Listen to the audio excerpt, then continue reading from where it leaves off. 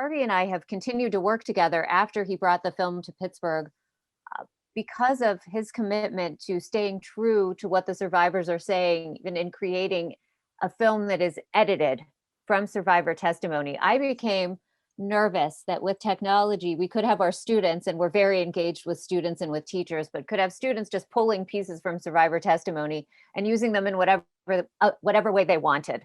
So Harvey and his example of fidelity to the survivor's message, I think tells us all something. So if in our last remaining minutes together, we could come back to the survivors and what they tell us, any specific messages, Stephen, that you're taking from your collection of survivor testimonies in this moment. Well, maybe I'll say something about Harvey's film as well, and why, in terms of the educational initiative that it represents, is so appealing to me, and edifying to see the use of our testimonies in this film. One of the things I find that's effective about it is, yes, this fidelity to the story, but also the fact that it's so embedded in the community, right? And so we've been talking a lot about Holocaust education. We need a Holocaust education. We need more and more of it. But maybe, and I don't disagree, but I also think there's a question about quality and quantity as well, and how we do Holocaust education and why we do Holocaust education. Are we using the Holocaust, which is an incredibly complicated series of historical events transpiring across most of Europe, in very different ways in every different country, to try and teach our children values like empathy, and things like that? Are we trying to teach the history of the Holocaust?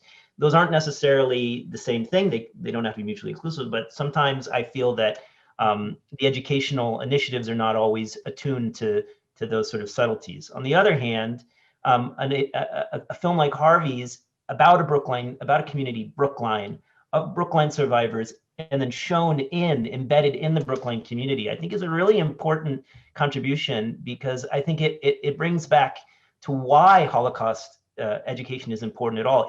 Why should Americans be interested in the history of the Holocaust? It didn't happen in America.